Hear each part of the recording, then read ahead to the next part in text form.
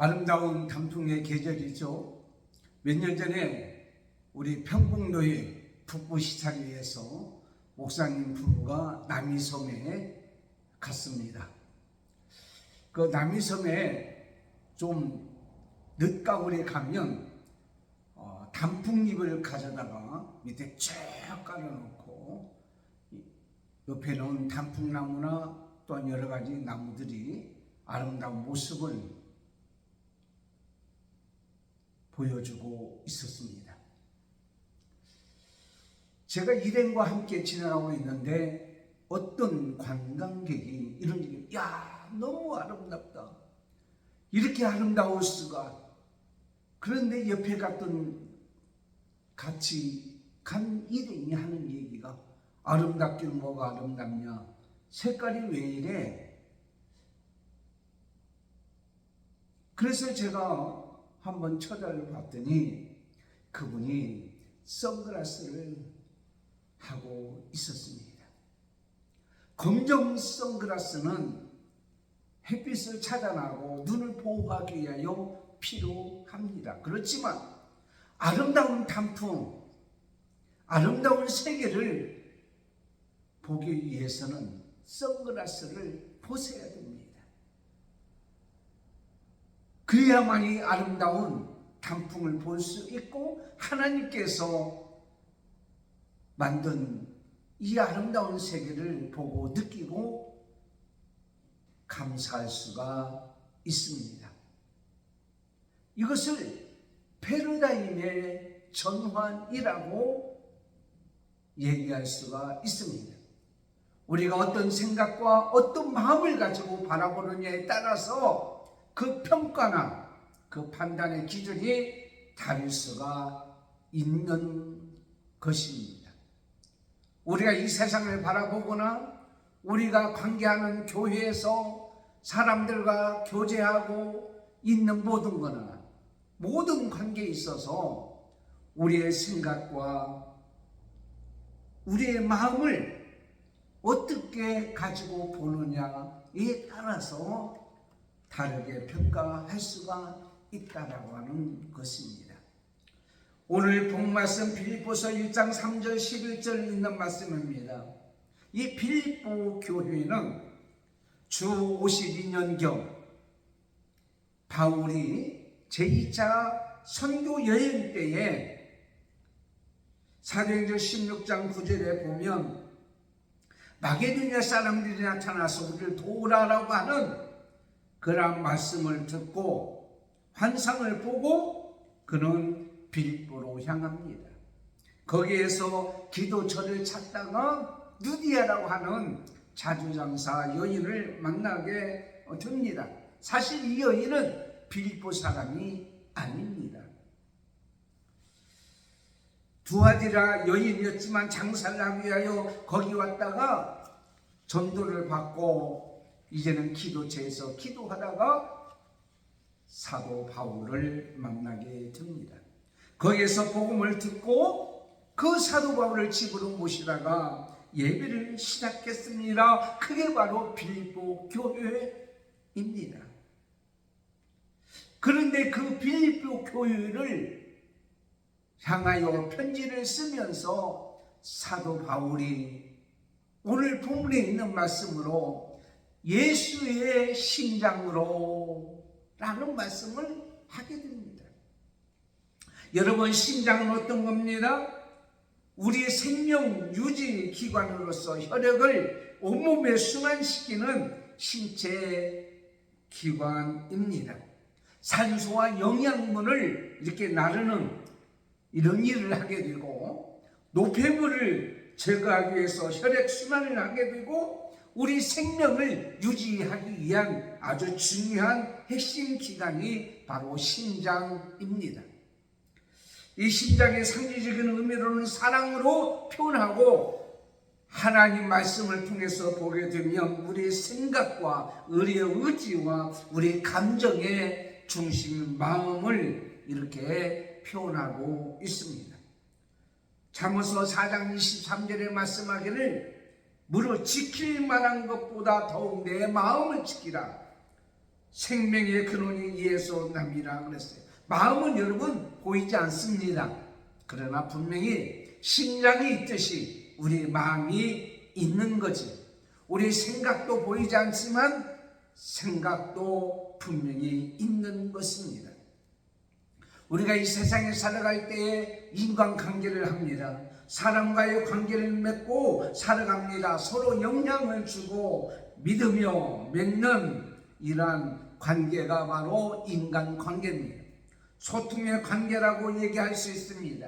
인간들이 살아가는 데 있어서 꼭 필요한 것이 바로 이런 인간관계입니다.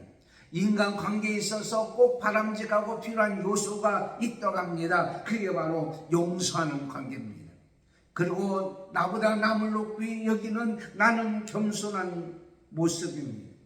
그 다음에 섬기고 높여주고 나눠주고 배려하고 진실함이 있어야 됩니다. 그런데 이 모든 것 안에 바로 사랑입니다. 우리 인간관계에 있어서 사랑이 없으면 아무것도 소용이 없다고 하나님께서 말씀하고 있습니다.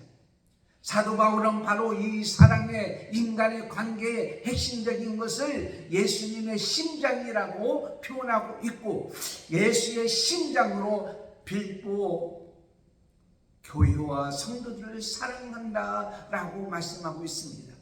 그렇다면 예수님의 심장으로 사는 자의 인간관계, 성도의 관계는, 온전한 관계는 과연 어떤 것일까요?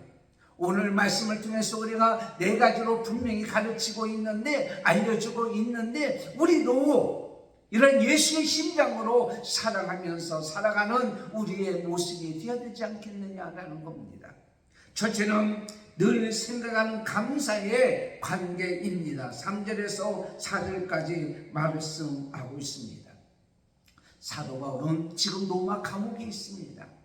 그러면서 그는 늘 생각하고 있습니다. 무엇을? 빌보 교회와 성도들을 생각하고 있다고 하는 것입니다. 인간의 생각은요, 감정이나 환경에 따라서 흔들고 달라집니다. 지금 감옥에 있는데 누구를 생각하며 누구를 마음에 두고 살겠습니까? 우리 형편이 넉넉하지 않고 힘든데 누구를 생각하고 누구를 마음에 두고 있겠습니까? 그러나 하나님의 사람, 성도의 생각은 하나님 앞에서의 모든 것의 반응입니다. 마음 깊이 품고 변함이 없이 지속적으로 떠오르는 그러한 관계를 말씀하고 있습니다. 단순히 감정적으로, 단순히 습관적으로, 순간적으로 이어지는 관계가 아니라 서로를 깊이 생각하고 의식적으로 돌보는 그러한 관계라고 볼 수가 있습니다. 아무렇게나 대하는 관계가 아닙니다. 상대를 배려하고 내가 어떠한 사람인가 나를 돌아보고, 그리고 서로 책임 있게 돌보는 그런 관계입니다. 그러기 위해서는 상대방에 늘 좋은 영향을 주기 위한 어떤 생각과 고민을 하게 됩니다. 상대방이 힘들고 어려우면은 어떻게 뭘 해줄 수 있을까? 뭘 할까? 어떻게 하면 좋을까?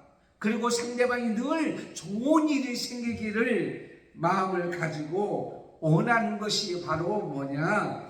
우리 크리스찬의 생각입니다. 사도 바울이 바로 그렇게 말씀하고 있습니다. 사실은 빌립보 교회는요, 사도행전 16절에 보면 사도 바울이 거기 가다가 귀신들이 여인을 고쳐줬어요. 그러다가 억울하게 매도 맞고요, 고통도 당하고요, 감옥에 갇힌 이런 생각하고 싶지 않냐는 그런 빌립보 지방이었고 교회였다고 생각할 수가 있습니다. 그런데 자기가 복음을 전하고 고난을 당하고 어려움을 당한 곳이지만은 그 느디아와 함께 교회를 세웠던 빌립보 교회, 그 교회가요, 사도 바울이 어려움을 당할 때요 도와줬어요. 이별하지 아니했어요. 선물로 도와줬어요. 또 하나는 정성을 다하여 필요한 것을 채워줬습니다. 그가 로마 감옥에 있을 때 빌보 성도들은 에바브로 지도를 통해서 와서 시중 들게 했어요. 얼마나 감사합니까? 빌보서 4장 18절에 내게는 모든 것이 있고 또 풍부한지라. 그렇지만 에바브로디들을 편에 너희가 준 것을 받음으로 내가 풍족하다. 이는 받으실 만한 향기로운 제물이요 하나님을 기쁘시게 하는 것이라. 이러한 긴밀한 관계에 있어서 바울은 빌보 성도들에게 늘 감사했습니다. 늘 생각할 때마다 감사가 나오는 거예요. 잊혀지지 않는 사람이에요. 사랑하는 성도 여러분, 오늘날 여러분은 누구를 생각하고 있습니까? 어떤 사람을 생각하고 있습니까? 어떤 성도를 생각하고 있습니까? 그 생각하는 그 사람이 으로 인하여서 얼마나 여러분 감사하고 있습니다. 저도 늘 머릿속에 생각하는 사람들이 있습니다. 그 사람들에게 얼마나 감사한지 몰라요. 또 하나는요, 바울을 돕기 위해서 로마에 도착한 에바브로 창수병에 걸렸습니다. 몸이 아픕니다. 바울은 기도한 후에 견절되립니다. 자기는 감옥에서 죽음을 기다렸지만은 청년 에바브로디도를 다시 보내기로 이렇게 생각하고 빌보서 2장 30절에 저가 그리스도를 위하여 죽게 이르러도 자기 목숨을 돌아보지 아니하는 것은 나를 섬기는 너희 일에 부족함을 채우려 함이라. 그러므로 이 에바브로디도를 보내니 저를 영접하고 이와 같이 존귀 여기라고 말씀하고 있습니다. 이러한 관계는 일시적인 관계가 아닙니다. 늘 이어지는 관계입니다. 늘 생각할 때마다 기쁨이 있습니다. 감사가 나오는 것을 보게 됩니다. 내가 너희를 생각할 때마다 나의 하나님께 감사하며 너희를 맺어준 하나님 앞에 감사한다는 거예요. 우리를 만나게 해주신 하나님께 감사한 거예요. 우리와 늘 관계를 맺고 있는 사람과의 관계 속에서 그 일을 하도록 해주신 분이 누구냐? 하나님이라는 사실에 우리는 감사한 거예요. 성공하는 7가지 습관이라는 책이 있습니다. 스티븐 코비 박사가 쓴 글인데 바다 한가운데에 잠수함이 가고 있는 거예요. 그런데 앞에 불빛이 비칩니다. 잠수함의 선장이 됩니다. 여기는 잠수함입니다. 너희들 빨리 향로를 바꾸라. 그렇지 않으면 너희들은 부서질 거다. 그때 저쪽에서 들려오면 여기는 비킬 수 없다. 너희가 비키라. 잠수함 선장이 웃기지 말라. 너희들은 이 잠수함에 부딪히면 침몰할 거다. 그때 그 불빛에서 들려오는 소리가 있습니다. 여기는 둥대다. 비키려면 너희가 비켜야지 둥대가 어떻게 비킵니까? 저는 세상을 둥대로 표현한다고 볼 수 있어요. 세상이 변하기보다도 세상이 움직이기보다도 내가 변하면 되는 거예요. 내 마음을 변하면 되는 거예요. 내 눈에 색안경을 끼고 보면 이 아름다운 세상을 볼 수가 없는 거예요. 내가 하고 있는 색안경을 벗어버리고 예수 그리스도의 심장에 안경을 끼고 하고 보면 세상이 그렇게 아름다웠다라고 표현할 수가 있습니다. 그러므로 여러분, 환경 탓하지 마세요. 상황 탓하지 마세요. 처지 탓하지 마세요. 내 심령이 그리스도 심령으로 채워지면 4절 말씀 보세요. 간구할 때마다 너희 무리를 위하여 기쁨으로 항상 간구한다 그랬습니다. 사도 바울의 마음이 예수의 심장이 되어지니까 생각하는 관계가 되었고 감사하는 관계가 되었고 기쁨으로 기도하는 관계가 되었다라고 말씀하고 있습니다. 두 번째는 늘 하나님 일에 참여하는 은혜의 관계라고 말씀하고 있습니다. 오늘 말씀 5절 7절 보세요. 내가 너희 무리를 위하여 이와 같이 생각하는 것이 마땅하니 이는 너희가 내 마음에 있으며 나의 명과 복음을 변명함과 확정함에 너희가 나와 함께 은혜에 참여한 자가 됩니다. 성도들이 함께 참여하고 있다는 것은 바로 뭐냐면 자기가 복음을 전하는 일에 빌보 교인들이 함께 참여하고 있다라는 것입니다. 여러분, 복음의 일이 어떤 겁니다. 어떤 것입니까? 예수 그리스도만이 복음입니다. 하나님의 구원의 진리입니다. 이 진리는 우리가 구원받을 길이 없다는 것이 구원의 유일한 길이라는 것을 선언하며 전파하는 거예요. 그래서 사도행전 4장 12절에 이렇게 말씀하고 있어요. 다른 이로서는 구원을 받을 수 없나니 천하 사람들 중에 구원을 받을 만한 다른 이름을 우리에게 주신 일이 없다라고 말씀하고 있어요. 성모 어거스틴이 오늘 밤에 예수님을 사모하는 마음으로 기도하다가 잠깐 잠이 들었는데 예수님이 나타나서 이렇게 합니다. 나의 아들아, 너는 나에게 무엇을 원하느냐? 어거스틴이 얘기합니다. 내가 원하는 것은 아무것도 없습니다. 다만 주님만을 원합니다. 주님만을 원합니다 라고 했습니다. 왜 그렇습니까? 나의 주님만이 나의 구원자가 되시고 나의 일생을 책임져 주시고 나를 인도하시고 나의 삶의 모든 것이 되기 때문이라 말씀하고 있어요. 빌보서 1장 21절에 이는 내가 죽는 것이 그리스도니 사는 것이 그리스도니 죽는 것도 유익함이라고 했습니다. 감옥에서 풀려나오면은요, 복음을 계속 전파할 수 있어서 좋습니다. 그러나 감옥에서 죽을지라도 주님과 함께 거하게 되기 때문에 나는 좋다. 이 사도 바울은 죽음을 초월했단 말이에요. 그래서 그의 관심은 세상 것이 아니에요. 그의 관심은 오직 예수 그리스도입니다. 무엇을 하든지 예수 그리스도가 전파되는 것으로 감사하며 기뻐했다라고 말씀하고 있습니다. 그런데 바로 그 일을 빌보 교인들이 함께 참여하고 함께 도와주고 동참했다라고 오늘 말씀하고 있습니다. 그것이 바로 은혜의 일에 동참했다라고 말씀하고 있습니다. 고린도전서 9장 23절에 내가 복음을 위하여 모든 것을 행하면 복음에 참여하고자 함이라고 했습니다. 예수 그리스도의 복음을 위해서 일하고 복음을 위해서 협력하고 복음을 위해서 목숨까지 버리고 행했던 그 일에 빌보 교인들이 동참했다 라고 우리에게 말씀하고 있습니다. 그러므로 우리의 관계는 어떤 것입니까? 우리의 관계는요, 은혜의 관계가 되어야 된다라고 말씀하고 있어요. 은혜의 관계, 복음을 전하는 동참하는 관계. 자, 어제 광역교 예배드렸습니다. 예배드릴 때 지난주에 나왔던 분들 다 나오셨어요. 얼마나 감사한지요. 그런데 그 옆에 벤치에 남자분이 몇 분이 앉았습니다. 그분들은 그 예배에 참여하지 않지만 예배드리는 모습을 보고 듣고 있었습니다. 근데 제가 아는 어떤 남자분 50대 분이 계십니다. 그래서 그분하고 인사하고 그분이 그 옆에 앉았는데요, 나중에 보면 안 계시더라고요. 그래서 제가 이제 예배대로 돌아오는 길에 그분을 만났는데 그분에게 얘기했어요. 아니, 끝까지 계셔서 간식도 드시고 그러지 가셨어요. 아이고 추워가지고. 근데 그 추운 그 날씨지만 그 광야교회 어르신들은 그 모여서 함께 그 자리에 앉아 계시는 거예요. 언제까지? 끝까지.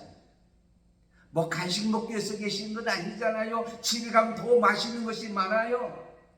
더 먹을 것도 많아요.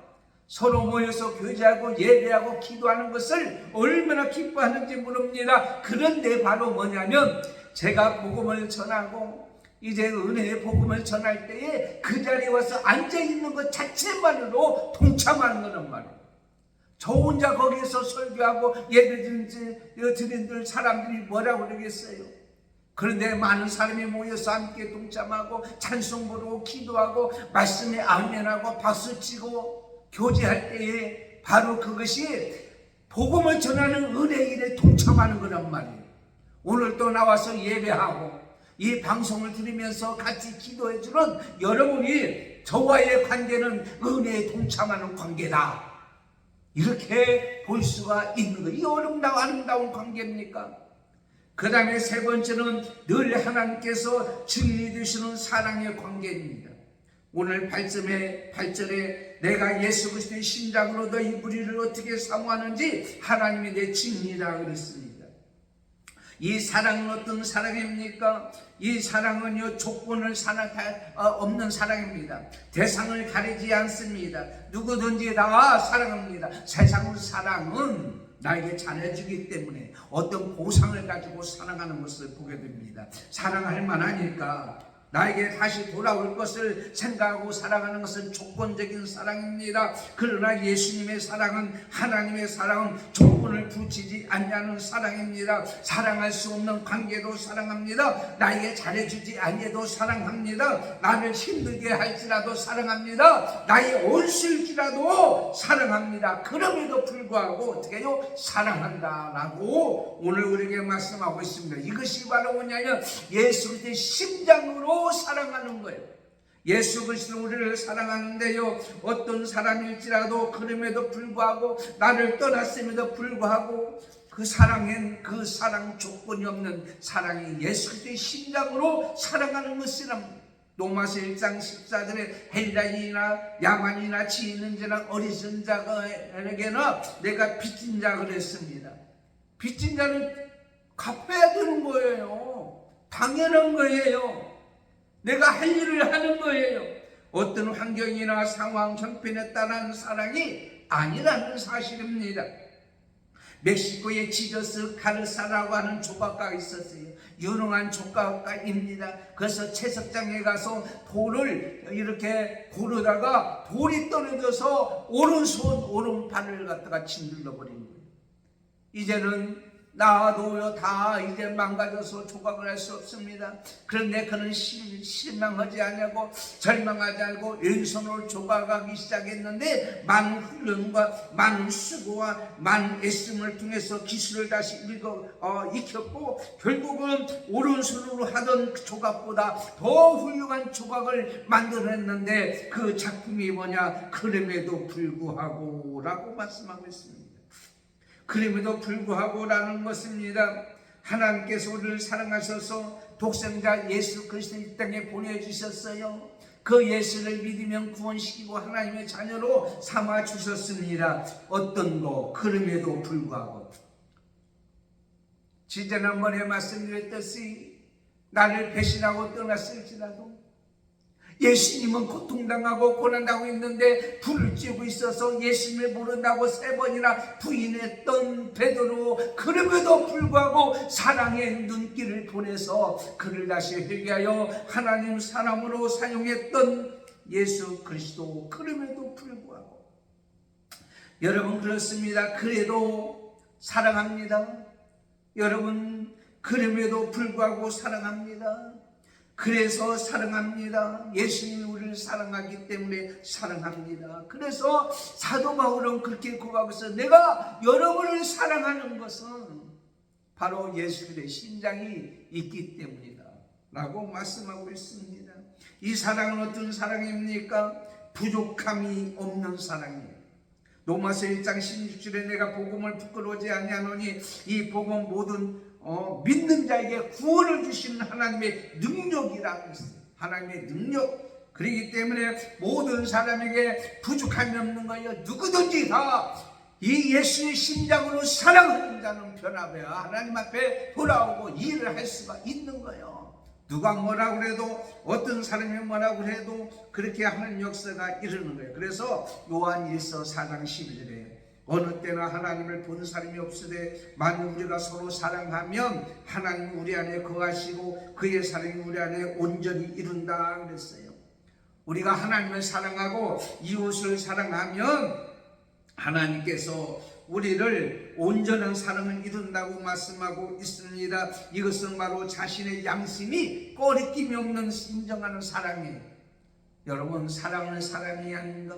예수의 심장으로 사랑하는 것이 내가 정말 그러고 있는가는 누가 아는 거예요? 내가 아는 거예요. 내가 여러분을 사랑하고 그리고 늘 생각하면서 사랑하고 감사하고 기도하는 거 누가 아는? 내가 아는 거예요. 내가. 다른 사람 몰라요. 내 자신이 뭔지 알아요. 그 다음에는요, 그래서 고린도서 13장 5절에 너희는 믿음 안에 있는가? 너희 자신을 시험하고 너희 자신을 확증하라 그랬어요.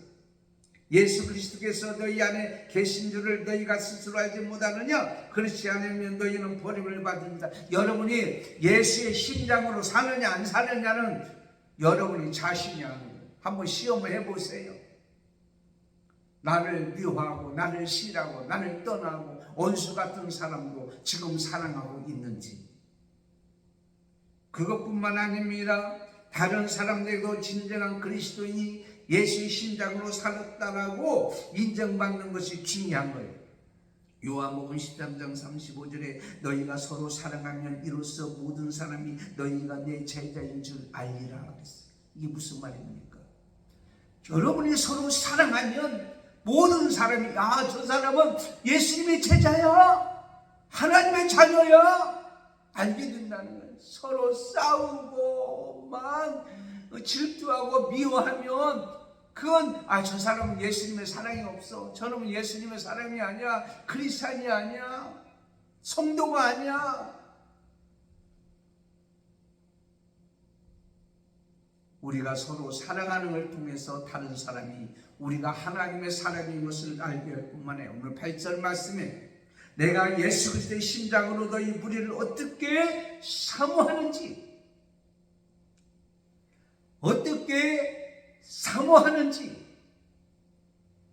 하나님이 내 증인이십니다. 나는 여러분을 사랑합니다. 나는 여러분을 예수 그리스도의 심장으로 사랑합니다. 이 사랑의 증인을 한 분 세우겠습니다. 그분이 누구냐? 하나님이 내 증인입니다. 여러분 그렇게 자신할 수 있어요? 하나님이 내 증인입니다.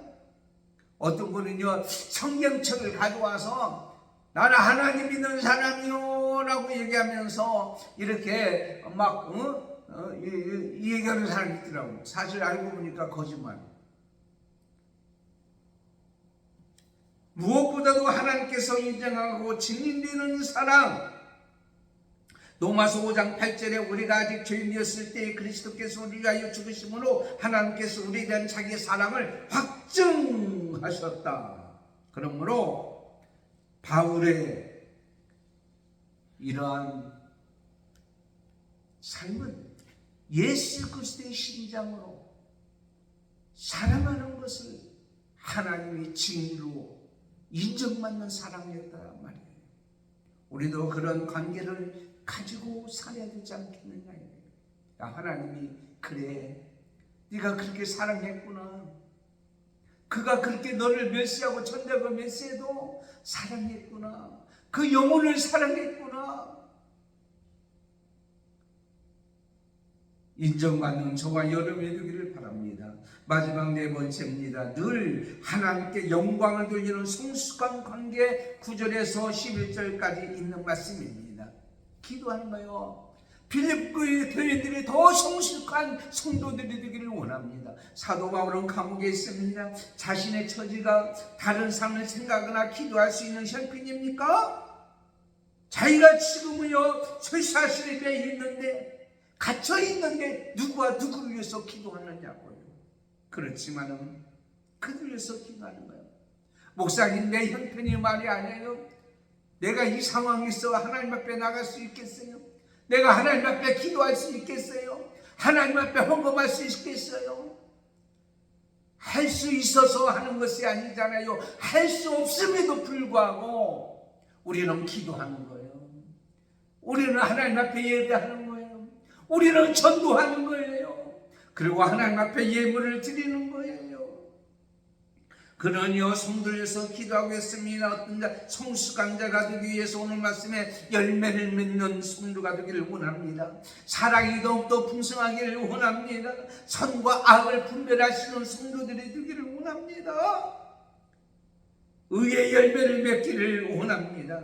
성령의 열매를 맺기를 원합니다. 갈라디아서 5장 22절에 이렇게 풍성한 열매를 맺게 되는 것, 이것이 열심히 교회 나오고 열심히 예배드리고 정말 흠이 없는 그런 모습으로 사는 것이 성숙한 성도입니다.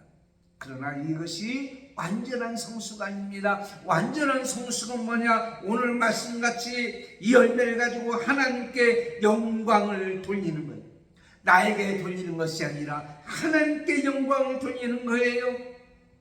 자신의 인격이나 자신의 행함이 드러나는 것보다도 하나님의 은혜가 드러나는 것입니다. 광야교회 성도들의 예배를 드리는 것을 보면서 사람들이 얘기합니다. 목사님, 어떻게 그런 생각을 할 수 있었어요? 그 광야교회 성도들은 복받은 성도들이에요. 요즘에 어떻게 그렇게 전도하고 그렇게 예배드리는 데가 있습니까? 제가 한 것이 아닙니다. 하나님이 하시라고 명령하셨습니다. 안 하면 안 되도록 하나님께서 하도록 몰아붙인 거예요. 그래서 내가 한 것이 아니라 하나님께서 행하는 것이다 라고 말씀하고 있습니다. 우리는 행합니다. 가서 전도합니다. 가면은 가서요, 공원에 가서 의자에 앉아서 기도해 줍니다. 수요일날과 금요일날은요, 가서 모여있으면 기도만 합니다. 토요일날은요, 오후 3시에 정상적인 정기 예배를 드리는 거예요. 제가 합니다. 그러나 그렇게 하신 분이 누구냐? 하나님이십니다. 그리고 그렇게 하도록 옆에서 후원하고 애쓰고 협력하신 분이 바로 사랑하는 성도 여러분이고 늘 생각하면서 관계를 맺는 여러분인 것을 우리는 분명히 믿잖아요. 보여주고 있잖아요. 사랑하는 성도 여러분, 우리가 하나님 앞에 예배드리고 이렇게 사는 우리 모든 인간관계, 오늘 말씀같이 예수의 심장으로 하는 관계가 되어지기를 원합니다. 우리가 이 땅에 살면 얼마나 살겠습니까? 몇 년이나 몇십 년이나 더 살겠습니까? 사는 동안에, 할 수 있는 동안에 우리는 더 예수의 심장으로 오늘 말씀같이 생각할 때마다 감사하는 자가 되시고, 어떻게 하면 복음을 전하는 은혜 일에 동참할까? 어떻게 하면 우리는 사랑으로 행하는 것이 하나님의 내 증인이라고 하는 관계를 맺고 살 수 있을까? 어떻게 하면 우리는 이 모든 일이 하나님께서 하셨다라고 영광을 돌리는 우리가 될까? 오늘 예수의 심장으로 그렇게 사는, 그리고 우리 모든 성도, 이 방송을 듣는 우리 성도들과 저의 관계, 그리고 오늘 예배드리고 그리고 우리 모든 사람의 관계가 예수의 심장으로 사랑하며 행하며 기도하며 감사하며 원하는 관계가 되어지기를 원합니다. 기도하겠습니다.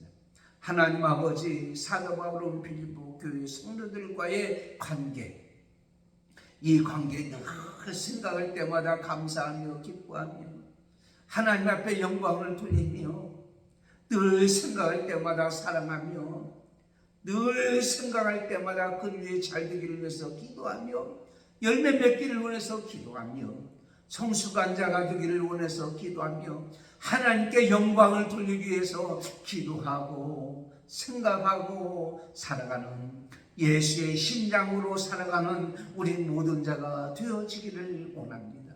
그래서 이 세상에 사는 날 동안에 미워하고 다투고 싸우기 아니라 서로 이렇게 아름다운 관계를 맺고 살아가는 우리 모든 자들이 되어지기를 원합니다.